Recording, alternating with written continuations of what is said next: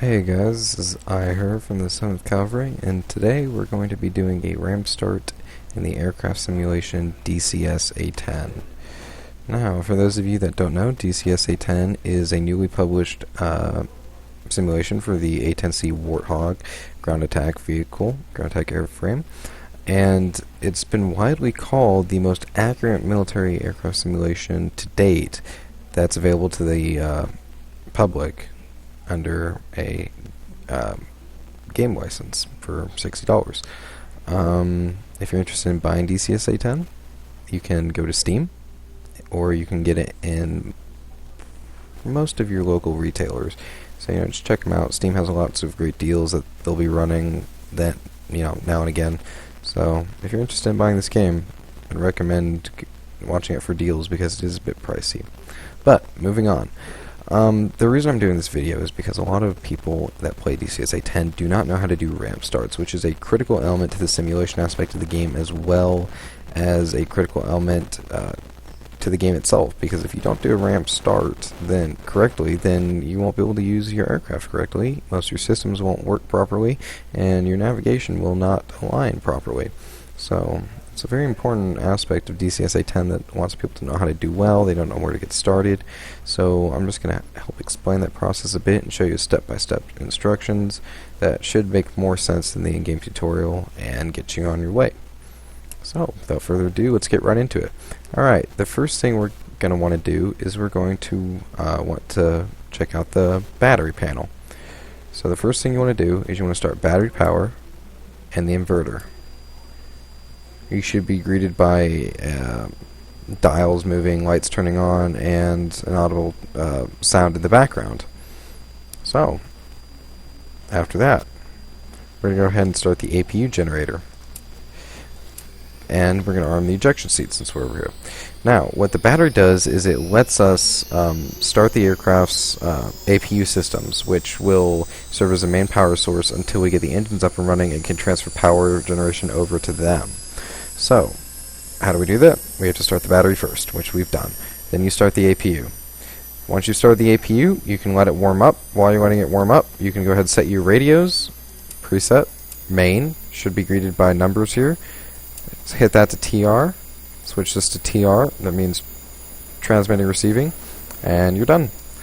Alright, so moving back over. Once the APU is booted up, hit APU generation power. Then you'll see a couple light switches on the startup panel turn off, and after that, just do right Alt Home, and then left Control Alt Home, or right Control Home, excuse me, and that should start up both your engines in the sequence that you just hit.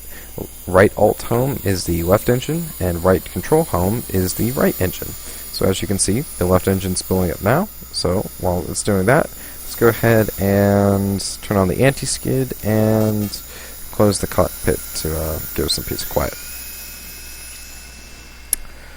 There we go. So, moving right along. Let's turn on the oxygen, because we're going to need that once we get to higher altitudes. Go ahead and turn on the CDU. Let's go ahead and turn on the boost pumps. And set the cage standby altitude indicator. So all you gotta do is scroll wheel with your mouse wheel down a couple notches till it clicks and locks in. Once you've done that, let's go ahead and set the MFD knobs to day. And let's also go ahead and test the oxygen, fuel, and warning indicators. So just to run an oxygen indicator test, just click and hold this button. Watch the indicator test itself. Once it gets to near 0 or below, it should give you that audible warning, as well as that oxygen low symbol right there. So, now you've done that, let's go ahead and test the fuel. When testing the fuel gauge, it should equalize around 6,000 pounds right there. So, 5,900, that's good. See. Yep, perfect. Sometimes you have to do it a couple times.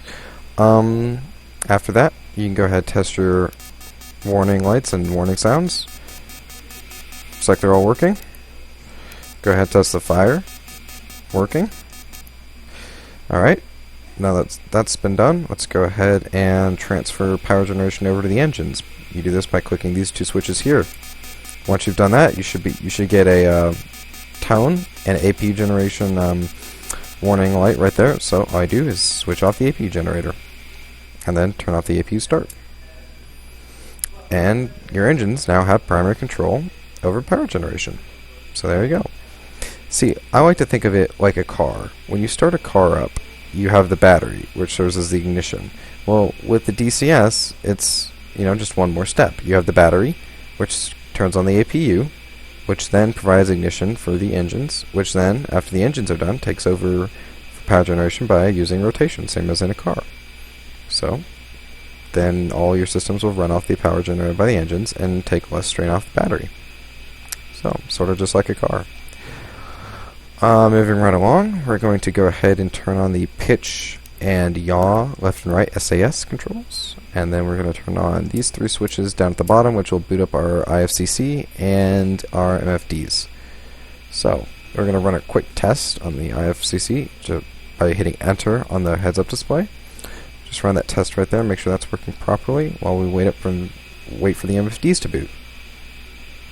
And at this point, you should only see these three warning lights on your startup panel, which we'll get to in a minute. So yeah, just sit back, wait for the MFDs to boot up. If you want to, you can watch the testing going on up on your hood.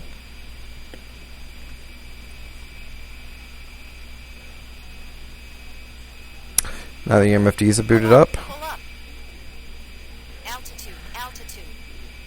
Yep. Now that MFDs have come up, you want to zoom in. You can either do this on the right one or the left one, but I'm going to go ahead and do it on the right one. What you want to do is you want to go over and hit the button that corresponds to this load all command. When you do, there's a little asterisk should appear right next to it, as well as all the circles on the others should disappear. So let's go ahead and wait for that. If you look back up at your heads-up display, the testing complete, no failures found, so you can go ahead and exit out of that and boot up the full heads-up display, which should look like this. Now, as you see, the circles have returned, meaning that the DTS upload has completed. So, go ahead and hit the CDU button at the bottom. Now, on this page, what you want to do is you want to wait for this number to say 4.0 and this one to say 0.8, excuse me. When it does that, this will flash INS nav ready, meaning you can go ahead and hit the nav mode. So, that way, you can align your navigation stuff correctly. It's very important. That's where a lot of people get messed up.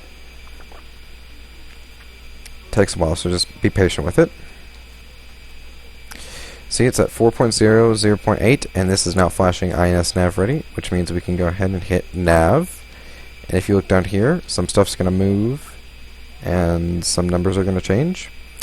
On the ILS indicator, what you want to do is you want to hit EGI navigation mode, and then come over here, and these two switches are hidden behind the throttle, but you want to hit radar, altimeter, and the EAC on. At this point, there should be nothing left on your startup panel, and you can go ahead and switch over your left MFD to your TAD, and your right MFD over to your TGP, which is what I usually do for my standard setup. Now you notice your TGP is off, and some of you might even be wondering, what is a TGP? Well, TGP is that little targeting pod right there, which will serve as the what's the word? It'll basically help you in targeting and identifying enemy and friendly vehicles and assisting you in laser guidance and bomb calculations and such. So, very important. So we're going to want to go ahead and boot that up by hitting TGP on, and you'll notice the message will have switched to not timed out. So you just gotta wait for that to boot up. While you're doing that, you can go ahead and boot up your countermeasures by going 1, 2, 3, 4, switching this to auto, and go ahead and turn this thing on the other side of the cockpit on. Turn your nose wheel steering on by hitting insert on your keyboard. It'll say nose wheel steering engaged, and that's about it. The only thing left to do is just to tune your radios to the frequency for the airport and request permission to taxi. So, that's all done.